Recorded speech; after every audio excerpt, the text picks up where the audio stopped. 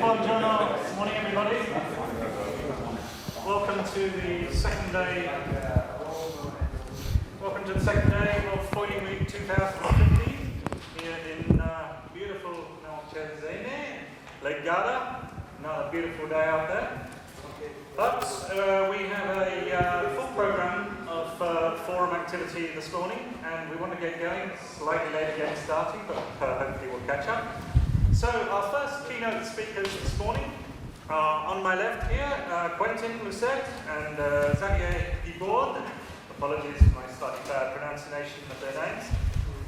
They're from the company VPLP, and VPLP have a long history in designing racing prototypes since I believe 1984. With a whole list of projects including racing prototypes, sports boats, cruising boats, experimental projects. The list is quite endless, and Quentin and Xavier will explain some of these projects and also the more recent filming experiences with the Orma 60 developing to the new Imoca 60. So I hand over to Quentin and Xavier.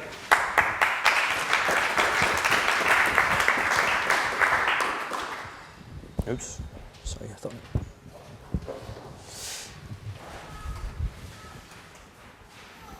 So yes, good morning, everyone.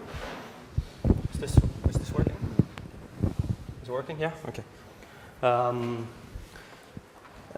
So yeah, as he was explaining, we are basically I'll do a small introduction to the company and a brief history of our experience in the foil history, in the foil business, before handing over to Quentin, who will tell you more specifically about our work, our latest developments on the Imoca 60s for the next Vendée Globe.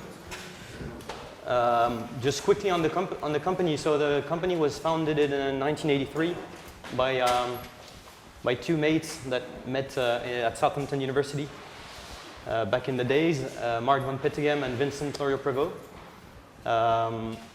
The firm is involved in many different fields, from racing to cruising, from multi-hulls to monohulls, from powerboats to sailing boats,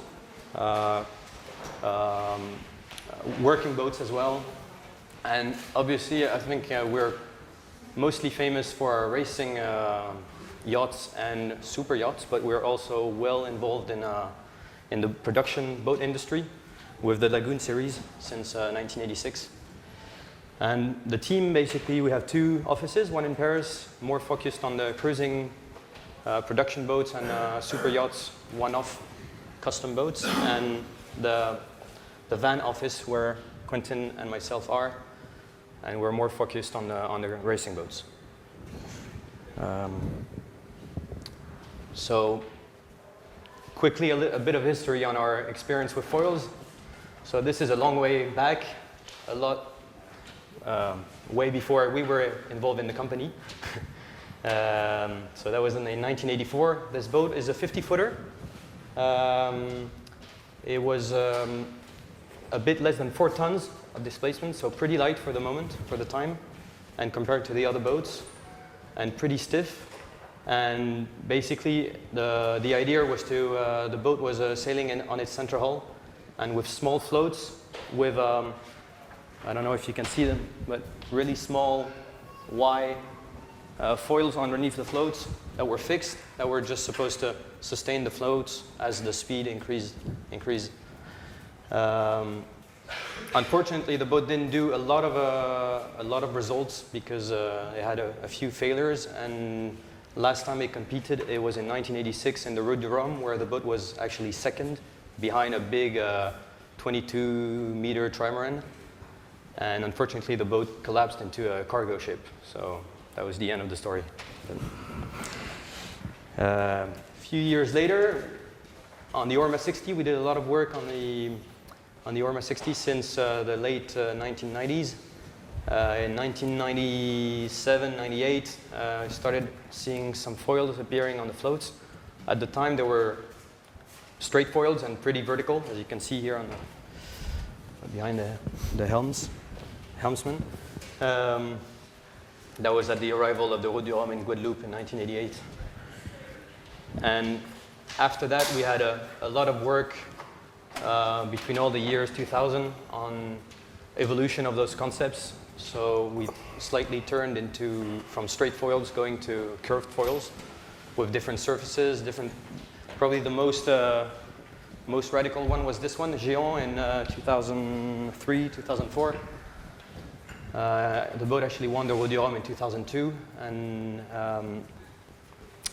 it was probably the boat with the biggest foils, but then the Orma 60 class decided to limit the size of the vertical force delivered by the foils, just to avoid the boats to be fully airborne.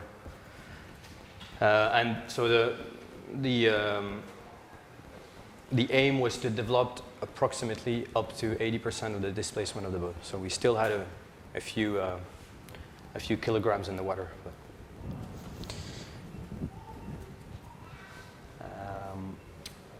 Quickly on the giant multi-hulls, from all the work that we've done on the Orma 60s, we try to take that up to the big boats, to the offshore big boats that went around the world. So Groupama 3 in 2000, the boat was conceived in 2006, 2005, 2006. It won the Trophée Jules Verne in 2010, and then the same year, the Route du Rhum with Franck Camas on its own. The boat was converted with a smaller mast and lighter equipment. And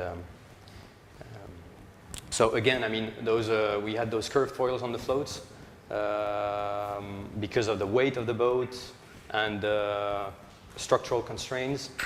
We couldn't achieve the same ratio we had on the Orma 60s, so we were only pushing probably around 30 to 40% of the displacement at 30 knots.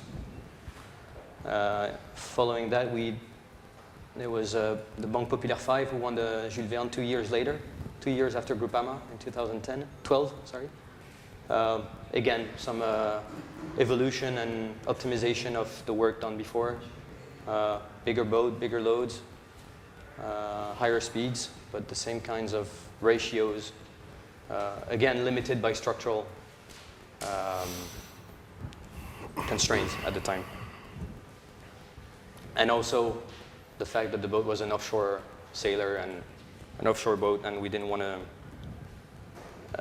The idea was also to have quite a boat that was capable of high speeds in any types of conditions, including in waves. So, you know, the idea was not to go for a fully airborne boat. An example of small developments we did on this was probably the after Gérard Lambert, the first foiler we really worked on. That was more recently in 2009 for some Swiss guys on Lake Geneva. It was a bit of a laboratory boat with all sorts of. We tried with the foils to adapt the cant angle of the foils on the sides to produce, you know, to adjust the FZ and the FY depending on the conditions, depending if you were upwind or downwind. And the idea was to have them on the outboard to extend the power, the riding moment of the boat, compared to the hydropter, for instance, that I will show here, which we've been involved also in the development since 1994. So it's been a long experience and development, and few successes, a lot of some better than others. The boat beat the world record at the time in 2009, 51.3 knots in over 1 nautical mile. It was beaten since, obviously, by a big amount, but that was the idea was to have the first real offshore foiling boat. The boat is actually, I don't know if you followed, it's actually on the Pacific right now, not doing very well. Unfortunately, after waiting 3 years for the right weather window, it seems that they didn't choose the right one.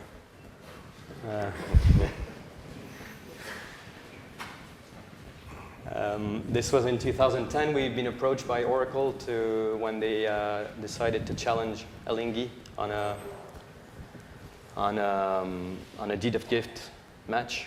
And so the boat was designed in, we only had, when they first came to us, we only had 10 months to do the whole design and the construction of the boat. So it was pretty short, and we had to use all the experience, the previous experience we had on Groupama 3, essentially, because it was a similar kind of boat, 90 feet by 90 feet wide.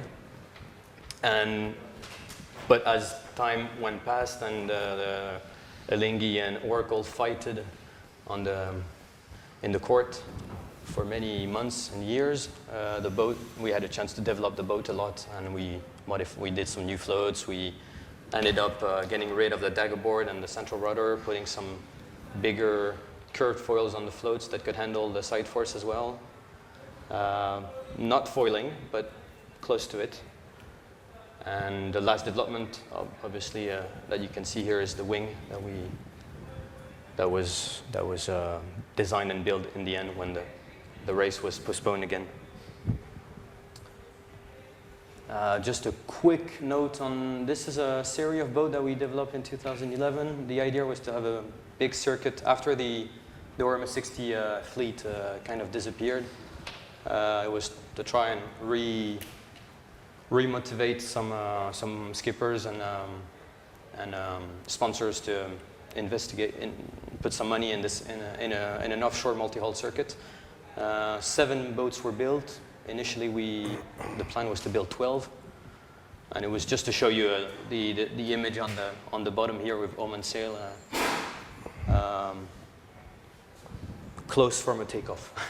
So it's just again the FZ produces probably close to 80% at 30 knots. So we're close from foiling, but not there yet. This was more recently, in 2013. We were involved with the Swiss team, Hydros, for the Little America's Cup in Falmouth. We designed 2 identical boats. The idea was to test different things, different foil configuration, different wing systems. Initially, when the boat was designed, we weren't quite sure if we were going to foil or not, and if it was interesting over a course. Top speeds, obviously it is, but over a course, it wasn't obvious at the time. So the hulls were designed with a pretty flat and powerful sections for the Falmouth venue, which was supposed to be pretty heavy wind conditions. In the end, both boats foiled, so the floats weren't so much of an issue. Different configuration of foils were tested, L foils, S foils. And in the end, the boat performed pretty well in straight line, but it was they had some problems with the stability. I think the angle of the tip was fairly. It really tried to look for some speed, for some top speeds, and the angle was quite open, which made the boat pretty unstable. The crew had to adjust all the time, and they were pitching a lot. So they didn't win, unfortunately. And this is happening now. Vincent Laurier-Prévost, from our boss, basically, has integrated the Artemis team for the next America's Cup, and he's based in San Francisco, doing a lot of developments on. Originally, when the 62 was still out there on the hull developments and platform concepts and everything, and now more focused on foil designs. And just a little word on this new boat that is going to be launched this summer, an offshore 100-footer trimaran for François Gabard.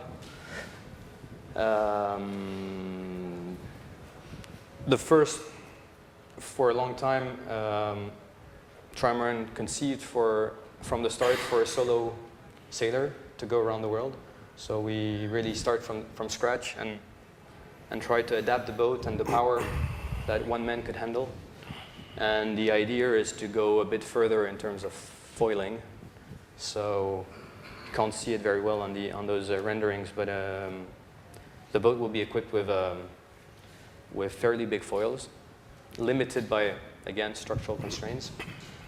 And the idea is to, not to fully foil, but to really reduce the displacement as much as we can, and maybe have certain conditions where the sea state won't be too rough, to have the boat, close from foiling. So we have T-rotors in the back and big, sort of between a nail and a V-foil on the floats. So this is to be launched in August, and we just started some work on the next competitor to Massif, which will be the next Banque Populaire 9 this time for Armée de l'EPH. So these guys will be competing and racing around the world in 2019 on a sort of super Vendée Globe. Vendée Globe. What's that? What is the super Vendée Globe? You do it twice. Doing twice? Yeah. Yeah, two times in the same time, yeah, maybe. And before switching on to monohulls and the work we've done on the Imoca 60s, which I will let Quentin talk about, it's just another example of some work we did recently on foils, so on motorboats this time with again with the hydro steam in Switzerland. The idea is to design a 40 feet power boat, and this is a half-scale prototype to validate the foil configuration, shapes, and stability, maneuvering, and doing a turn. And it's been quite successful. Unfortunately, it stayed at this stage at the moment. They're looking for a client or a yard that would take over the project and produce it in many numbers, hopefully. So to be continued. It's an ongoing project. And this is about it on the history of multi-hulls, and I will hand on over to Quentin. Maybe you want to switch? Yeah. Hi, everyone. So from this experience that has been shown by Xavier, in 2005 we've decided to associate ourselves to Guillaume Verdier. And so with our multi-hull experience, he had like quite a strong one in monohull, of Imocas, and so we've started to work together in 2005. We've been working on those two projects, Safran and Gobal, for the Vendée Globe 2008. So that was the first time we've been working on, and I think it was something a little different from the four designs that exist at the time.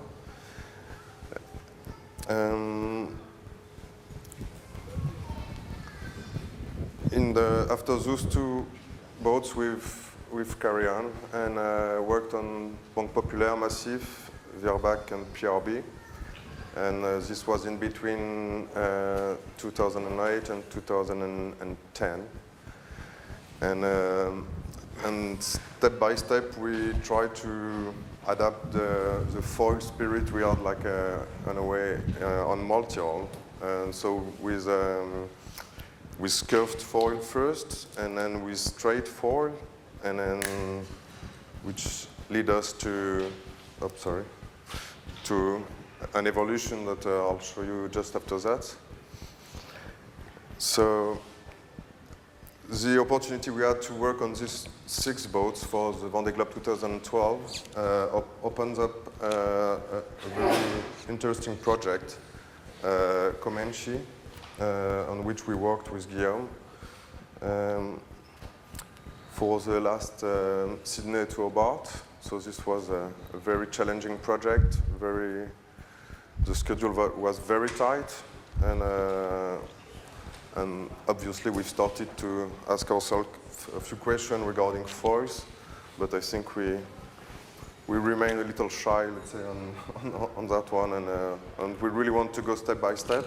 So this first evolution was with straight boards, but hopefully in a few, I don't know, months, years, possibly, we can see some different things arriving on those projects.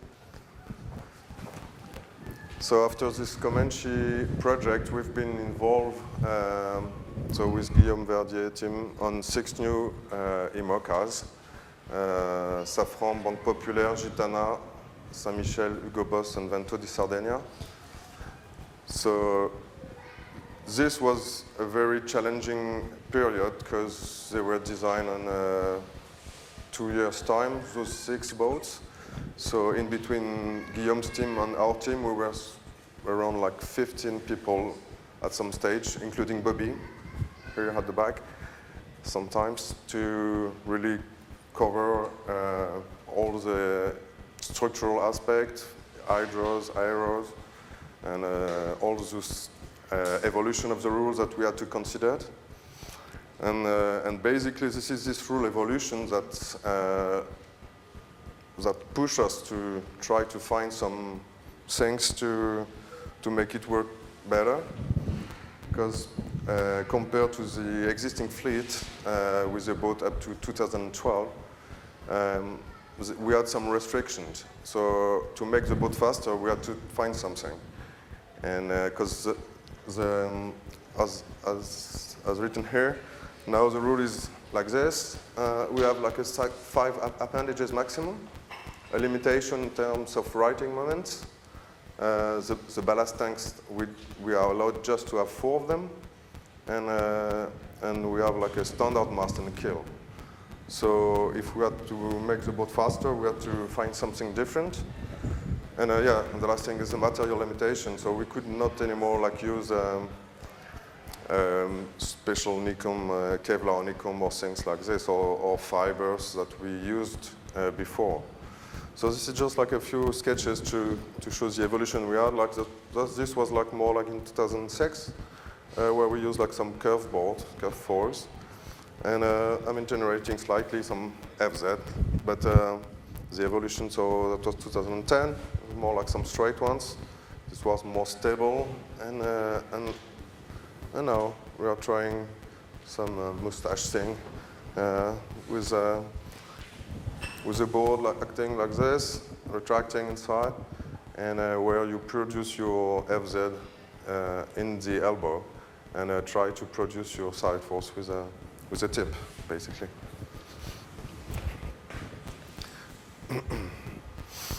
So I don't know if you already seen this little drawing, but this is, I think, explaining a little how the Imocas behave, because the keel tilt, the keel angle is not horizontal. There is a tilt angle of in between 5 and 9 degrees. So obviously, just the keel itself will create a FZ value, but not in the right direction. So to balance it, I mean, we have the option with a water ballast, obviously, but it's some weight. So I think the next step was to try to balance this and to try to lift it up, but on the good direction. And basically, from our VPP run, I think today we are almost able to lift like 30% with a keel, 30% with a foil. So the remaining displacement with the hull is as well around 30% when we are sailing like 20-25. I'll just make a little zoom on one of the foil options we've been studying. So this is the hull here somewhere. And when you deploy the foil, what we really try to achieve here is to have the shaft not producing anything really, or as less as possible. And when you start to be in the elbow, you really try to create the FZ force and to achieve your FY with the tip. Because obviously when you go upwind, if this will work as a lifting device, when you heel, this will put the boat like really in a really bad situation compared to the existing one, especially when you go upwind. That's really an issue we had to face. So if we could have found like a way to have a magnetic like holder of the tip or of the elbow, that would be great. But today we're really trying not to have anything on the shaft produced. So from from a design point of view, we've been doing like a few CFD evaluation, and we try to work on wave pattern and to see how the boat will behave with the foil. So you cannot see it very well, but there is a foil here, and we try to see how the boat will behave compared to the straight boards. And we had like a few issues. I don't know if you can spot this on this simulation, but like the boat is going, as I was explaining, step by step is going on the downside. So this is some things we had to work on. And yeah, this. Oops.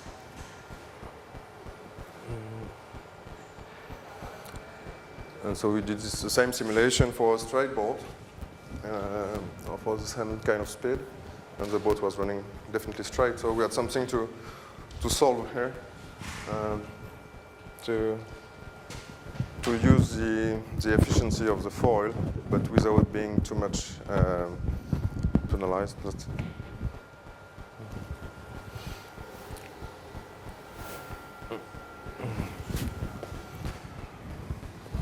So this is the kind of simulation we did for just to figure out how the boat will behave in wave pattern. So that was an interesting bit.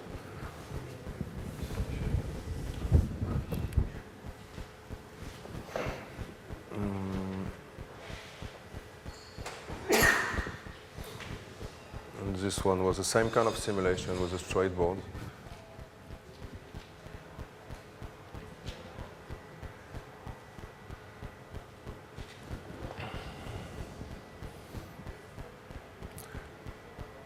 So, yeah, considering, all the study we've been working on refining the foil geometry and so on, and at some stage we had to start the construction. So we've chosen like some geometry and some gain in terms of performance, on which Bobby have been working on actually, were pretty promising as we could have expected. Upwind sailing. That was not very good. This is a comparison in between a straight board and a foil.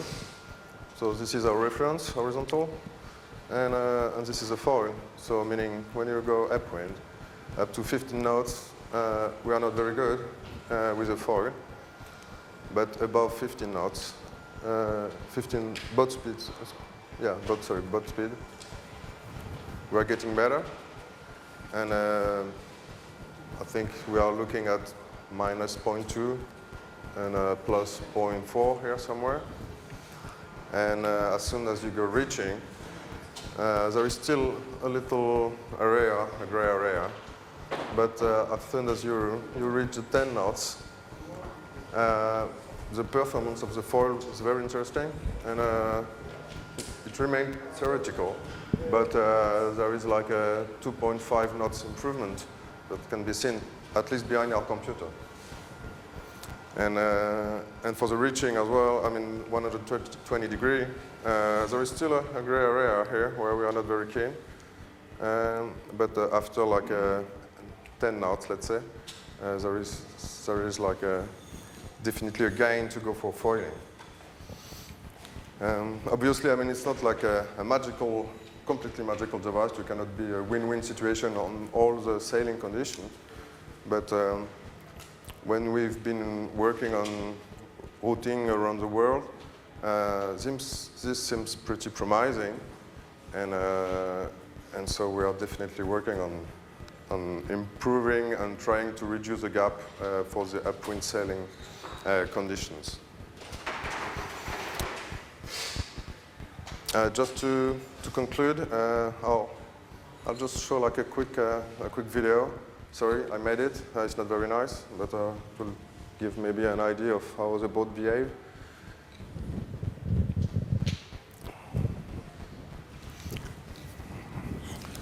So this was like a reaching like 90 degrees from the wind, and I think it was blowing like 12 knots. and the boat was sailing like in between 16 and 17, and we had like quite a nice behavior of the boat because it was really like it looks like a windsurf like in the old days, you know, before the kite thing, the foiling thing, and it seems like really stable. And this was quite close from our prediction.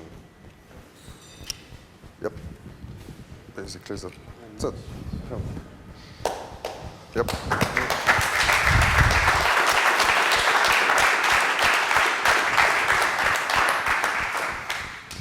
Okay, thank you, Lucet and Xavier. It's really fascinating stuff there, and I'm sure we've got a few questions from that presentation, so open it up to you. Anybody like to? Yeah, go ahead. Will all the new generation Imocas have the same foils? Actually, they'll be all different. But the general design, is that the same? Yeah, kind of. Yeah. I mean, there is some small differences. I'm sure you'll spot them. But what is very interesting is the foil is very linked to the brief of the skipper. So they might have some different brief, even though on a Vendée Globe. So this could influence the geometry or the way to build or things like this. So which year will we see the Imoca 60s actually foiling next? Which one? I mean, all the 6 boats, Okay. the 6 new ones, will have some foils. Yeah, when will we See them? Yeah, Safran is sailing, Banque Populaire as well, and I think the launch, Hugo Boss should be launched in 2 weeks' time, and Gitana by the end of July. And so all this season, basically? yes. I think for the Transat Jacques Vabre, they'll be all sailing. Okay. Yeah. 4 of them will probably do the Fastnet race. No? Yeah. Yeah? Yeah. Oh, be really interesting. Some questions from the board? I'm sure there must be some. No? Yeah.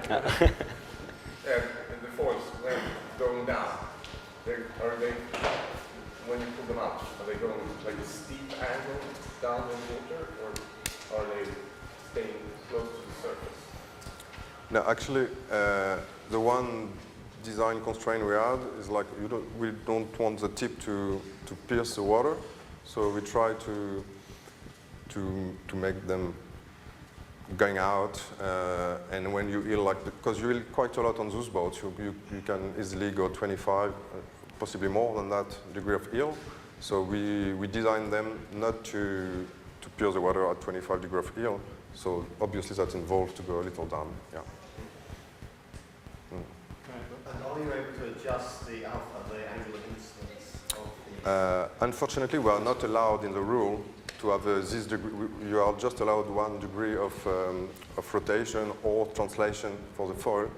The tow-in angle is not adjustable dynamically. But on the boat we've launched, we allow this device to adjust it to find the best middle average fine-tuning. But this is not allowed during the race. We have to fix it. When you found the right position, Yes. you've then got to fix it. Yeah. Yes. And are you allowed to tell us where you will fix it? It's not fixed yet. Yeah. Diplomatic answer. What's the merging? Are you toe up 1 degree, toe down? Where is it coming out? Honestly, I cannot answer now. Really, we are still looking at it, and it's very, very different. Because, as I was saying, with the keel tilt angle, I mean, it's changing so much according to your leeway angle. And this is like, so the compromise is... Yes. Yeah. And probably not the same answer for every boat. Or the same feeling from the skippers. So. On the monohull, you were using straight foils.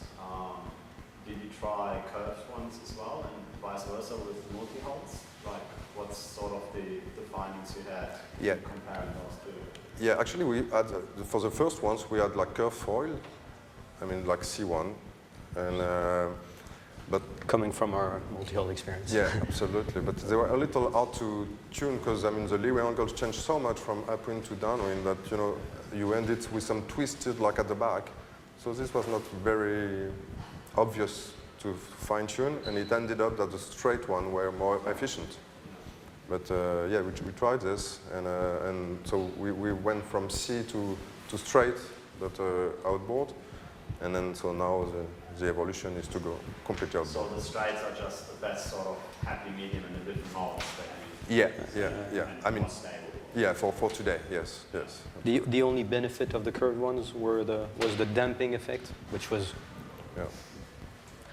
not big, but it was in waves. It was And damping. on the last video that you showed, like that bolt was basically out of the water, like the nose was out of the water the whole Yeah. time, so Yeah. getting quite a lot of lift from them. Yeah, absolutely, yeah. It's not on the video. It was not a straight. It was like this one, this curved with a tip. It was the foil, the last generation one. Yes, Saffron was launched like 2 months ago or 3 months ago. And that's the one in the latest. Yeah, that's the launches, latest. Yeah, the video I showed was the latest generation. Absolutely, yes. Compared to the straight ones, how much more lift do you get from the L-shaped ones, do you think? Vertical lift, you mean? Yes. Yeah. I think when you go like 25 knots of speed, you could add like possibly 10% of the righting moment. And on the previous one, it was much less than that. Possibly like it was 20% of what we reach today, basically. So yeah, it's definitely another way to sell. Possibly we won't use anymore the water ballast. That's one option, because we want the mass to keep up in a way.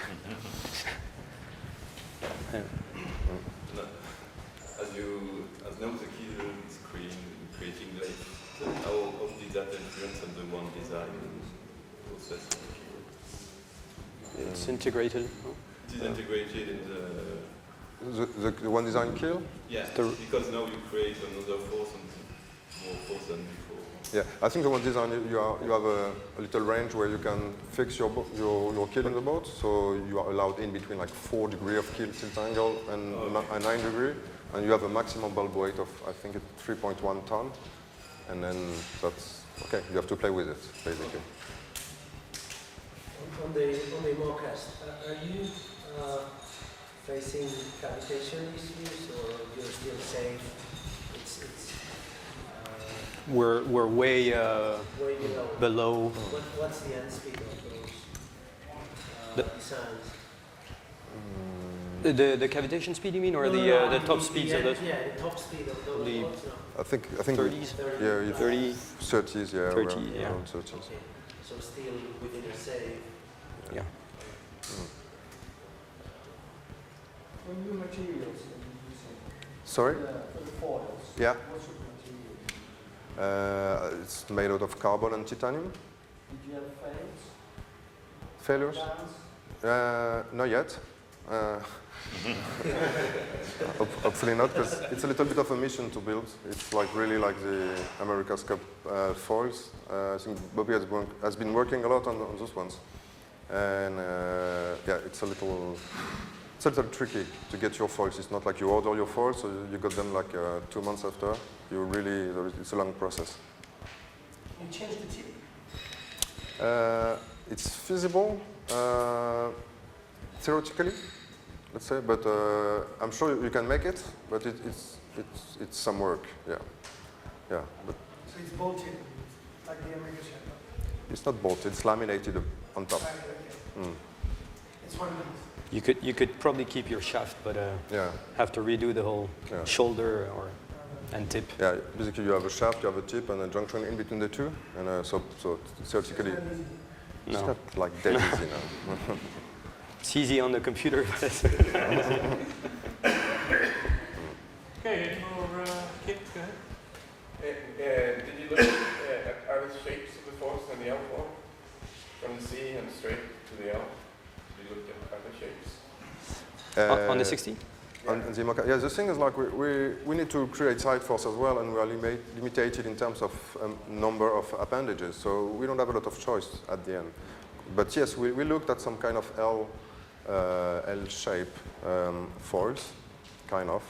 L outboard. Yeah, L outboard. But you had like this was like acting like this one acting like this, and we had like in the middle something a little weird. And so we were more confident with this one. But I think you don't have a lot of freedom. If we will have like no limit on number of appendages, I'm sure we could have looked at different options. But for this, we were a little like we had like some borders. I spoke to Sam Manoa last week. Yes. And he had some own ideas about these foils. Yeah. And he said that his foil wouldn't look like yours at all. And it would be much deeper, but then he didn't want to say anything. It's good, very good. How much have Exciting. the rigs changed and you've got foil? Sorry. The sailboat, as you use more and get benefit out of foils as the sailboat changes. Sorry, I didn't. How's the rig and sailboat? The sail plan, The sail plan? has that changed much? Yeah, sorry, okay. Package. Actually, the sail plan was kind of locked, you know, because the mast is one is standard, Yeah. and so we couldn't change much. The evolution is just the chain plate position on deck, on which you have a little freedom. But anyway, the rake of the mast is locked. You have to be in between like 2 and 4 degrees. So reef position is locked. So we had to work. This was more some kind of an input. And now it's more like a choice of if you want to use like a spinnaker, gennaker, or things like this. And possibly you'll be selling more up than with like normal VMG boats from the previous generation. So this could be an option. What's next? I don't know. Looking forward to it. I've got a question about we've got all the questions have been on the monohulls. I've got a question about the multihulls. One of the latest ones, I think it was Massif, showed that on the outer floats of the trimaran, you had your foils halfway up the rudders, whereas on the middle float, you had it on the bottom of the rudder. Where's the thinking there? It's just a matter. It's just the idea is to keep the elevator to windward as much clear of the water as possible. It's only this. If we could have I mean, ideally we know it works better at the bottom. Yeah. So on the central hull is mainly in the water all the time. So we have it down there and it's immersed all the time. On the floats, we would ideally put them on the bottom, but to windward. You want that out of the water so you put it halfway up. Yeah. You weren't working on the same theories as we heard yesterday about the foils on the back of the commercial ships. It helps a lot with the stability, longitudinal stability, of course. Yeah. They're adjustable. The rake is adjustable. That's not limited. In the Imoca, can you put some stability elevator on the No. people? So that pitch control on. No. It's more like with the stacking and ballast that you'll be working on this one, yeah. Okay. And I think we need to go as well step by step. You know? This was quite an evolution. We need to understand how it's working really nicely before going to crazy things, some more crazy things. It would be considered as another appendage anyway. No? I don't know. To be Really? checked. Reject.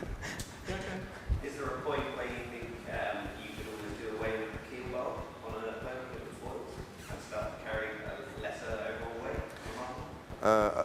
I would say, from a theory point of view, I would say yes, but I don't imagine to go around the world like this. Just let's get rid of the bulb and let's go like this. But the bulbs are getting lighter, though. Yeah. The bulbs are. Yeah. I think it was something that was very strong in the brief at the beginning. Do you bargain on your foil and you build the boat around the foil, or do you consider a degraded mode where you don't have your foil? Because it's a little risky if you say, okay, let's go for a 2-meter wide boat and a crazy foil, and let's go. And so what's happening if you don't have your foil anymore? You're like, it's a little tricky here.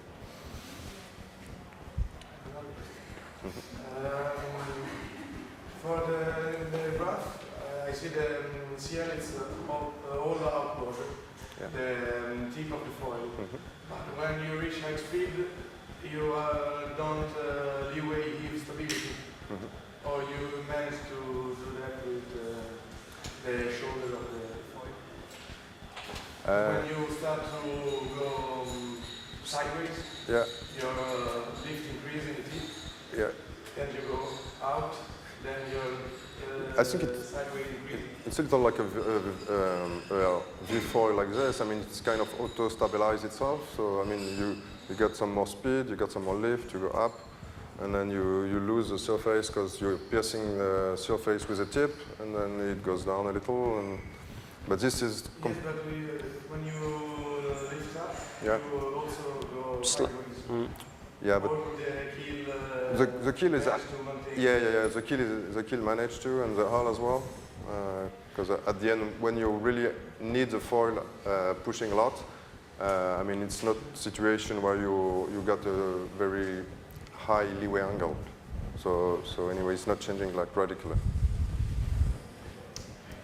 Okay, any more? Just I think there's Okay, one more. Have you evaluated at what speed the boat lift of the speed? It's not lifting like 100%, you got it. It's just like it's great taking some RZ, and I think it starts to be really efficient, like around like 16 knots of boat speed, something like this. Yeah.